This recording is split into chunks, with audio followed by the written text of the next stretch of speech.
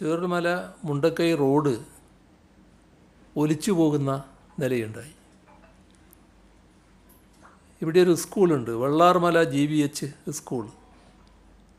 അത് ഏറെക്കുറെ പൂർണ്ണമായും മണ്ണിനടിയിലായി പോകുന്ന അവസ്ഥയായി. അവിടെയുള്ളൊരു പുഴ, ഇരുവഴിഞ്ഞി പുഴ, അത് രണ്ടായി ഒഴുകുന്ന നിലയാണ് ഇപ്പോൾ വന്നിട്ടുള്ളത്. ഒരു പുഴയുടെ സ്ഥാനത്ത് രണ്ട് പുഴയായിട്ടുണ്ട്. വീടുകൾക്കും മറ്റ് ജീവനോപാധികൾക്കുമെല്ലാം വലിയ നാശനഷ്ടമാണ് ഉണ്ടായത്. മണ്ണിനടിയിൽപ്പെട്ടവർ, ഒഴുക്കിൽപ്പെട്ടവർ, അങ്ങനെയുള്ള ആളുകൾ ഇനിയും ഉണ്ടാകാം. അവരെയെല്ലാം കണ്ടെത്താനുള്ള ശ്രമം തുടരുക തന്നെ ചെയ്യും. സാധ്യമായ എല്ലാ ശക്തിയും മാർഗവും ഉപയോഗിച്ചുകൊണ്ട് രക്ഷാപ്രവർത്തനം തുടരുക തന്നെയാണ് ചെയ്യുക. ഇതിൽ ജീവൻ നഷ്ടപ്പെട്ടവർക്കാകെ ആദരാഞ്ജലികൾ അർപ്പിക്കട്ടെ. ദുരന്ത വിവരം അറിഞ്ഞപ്പോൾ പ്രധാനമന്ത്രി നരേന്ദ്രമോദി, ലോക്സഭയിലെ പ്രതിപക്ഷ നേതാവ് രാഹുൽ ഗാന്ധി, ആഭ്യന്തരമന്ത്രി അമിത്ഷാ, തമിഴ്നാട് മുഖ്യമന്ത്രി MK Stalin, Bengal governor CB Ananda Bose, ഇവരെല്ലാം നേരിട്ട് വിളിച്ച് കാര്യങ്ങൾ അന്വേഷിക്കുകയും ഏതെല്ലാം രീതിയിൽ സഹായം ചെയ്യേണ്ടതുണ്ടോ അതിനെല്ലാം തയ്യാറാണ് എന്ന് വാഗ്ദത്തം നൽകുകയും ചെയ്തിട്ടുണ്ട്. ഇവിടെയുള്ള നമ്മുടെ കേരളത്തിലെ പ്രതിപക്ഷ നേതാവ്, പ്രതിപക്ഷ ഉപനേതാവ്,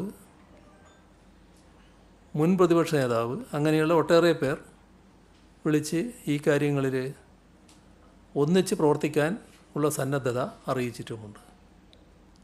എല്ലാവരും ഏകോപിതമായ പ്രവർത്തനമാണ് അവിടെ നടത്തുന്നത്.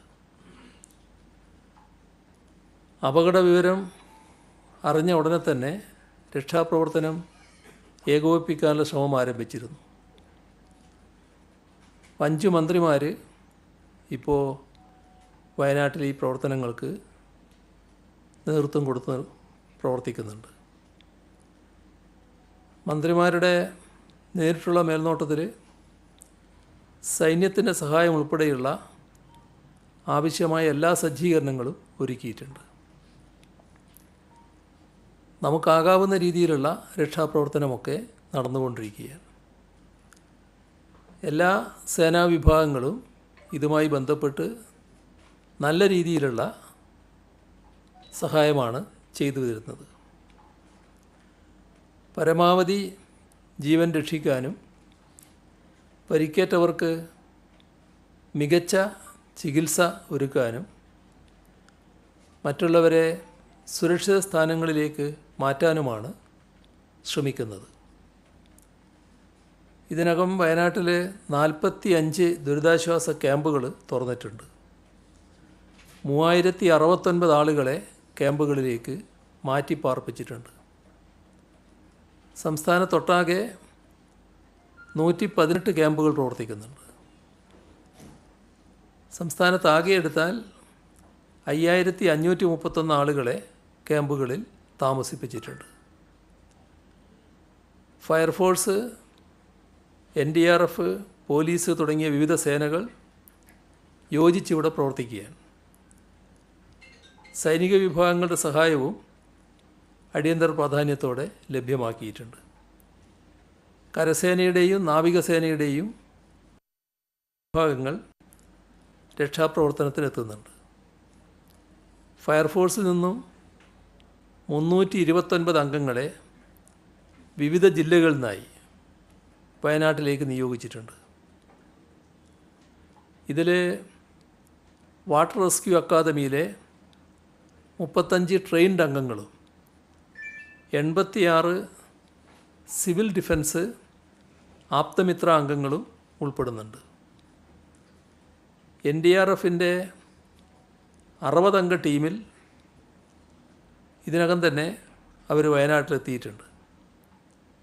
കൂടാതെ ബാംഗ്ലൂരിൽ നിന്നുള്ള സംഘം വയനാട്ടിലേക്ക് പുറപ്പെട്ടു.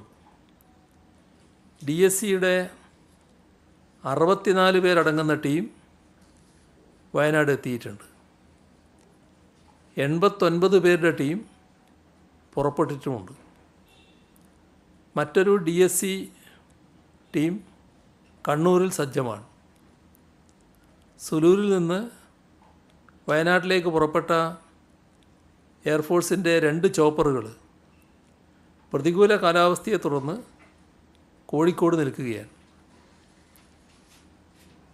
ഇപ്പോൾ വൈകുന്നേരം മഴ കുറച്ച് മാറിയപ്പോൾ ഈ അവസ്ഥയിൽ വീണ്ടും ആ ശ്രമം തുടരാൻ പറ്റുമെന്നുള്ളത് ഒന്നുകൂടി അവരുമായി ബന്ധപ്പെടുന്നുമുണ്ട്. ഇതുകൂടാതെ നേവിയുടെ റിവർ ക്രോസിംഗ് ടീമിനായും ETF ആർമിയുടെ ഒരു ടീമിനായും ഇന്ത്യൻ കോസ്റ്റ് ഗാർഡ് ടീമിനായും റിക്വസ്റ്റ് നൽകിയിട്ടുമുണ്ട്. കൂടാതെ വിവിധ ജില്ലകളിൽ നിന്നുള്ള 30 പേരടങ്ങുന്ന NDRF ടീമുകളെ ഇടുക്കി, പത്തനംതിട്ട, ആലപ്പുഴ, എറണാകുളം, കോഴിക്കോട്, മലപ്പുറം ജില്ലകളിലേക്കും നിയോഗിച്ചു. ആരക്കോണത്ത് നിന്നുള്ള സംഘം പാലക്കാട്ടേക്ക് പുറപ്പെട്ടിട്ടുമുണ്ട്. രക്ഷാപ്രവർത്തനത്തിന് നേതൃത്വം നൽകുന്നതിന് ഉത്തരമേഖല IG, DIG എന്നിവർ ദുരന്ത മേഖലയിൽ എത്തിയിട്ടുണ്ട്. പ്രവർത്തനങ്ങൾ ഏകോപിപ്പിക്കുന്നതിന് ചുമതലപ്പെടുത്തിയ ക്രമസമാധാന വിഭാഗം ADGPയും വയനാട് കേന്ദ്രീകരിച്ച് പ്രവർത്തിക്കും. പോലീസിൻ്റെ പ്രവർത്തനങ്ങൾ ഏകോപിപ്പിക്കുന്നതിനും തിരച്ചിൽ സംഘങ്ങൾക്ക് ആവശ്യമായ നിർദ്ദേശങ്ങൾ നൽകുന്നതിനുമായി തിരുവനന്തപുരത്ത് പോലീസ് ആസ്ഥാനത്ത് പ്രത്യേക കൺട്രോൾ റൂം പ്രവർത്തനം ആരംഭിച്ചു. സംസ്ഥാന പോലീസ് മേധാവിയുടെ നേരിട്ടുള്ള നിയന്ത്രണത്തിലാണ് ഇത് പ്രവർത്തിക്കുന്നത്.